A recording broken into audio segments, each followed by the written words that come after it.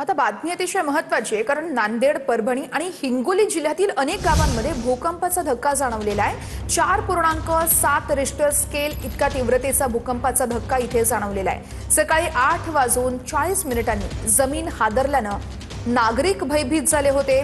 वसमत तालुक्यातील पांगरा शिंदे गाव यासह जिल्ह्यातील अनेक गावांमध्ये 2017 पासून भूकंपाचे धक्के बसतायत। आतापर्यंतचा हा सर्वात मोठा भूकंपाचा हादरा बसल्याचं सांगितलं जात आहे।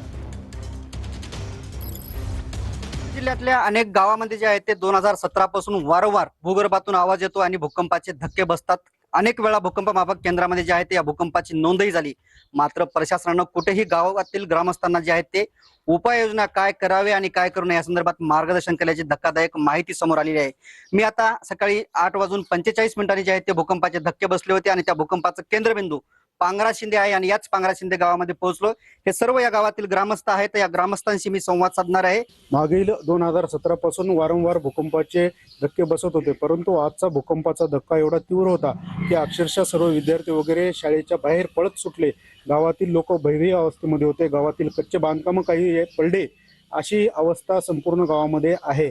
कॅमेरामन ज्ञानेश्वर वानखेडेसह मी रमेश चेंडके, TV9 मराठी, पांगरा शिंदे,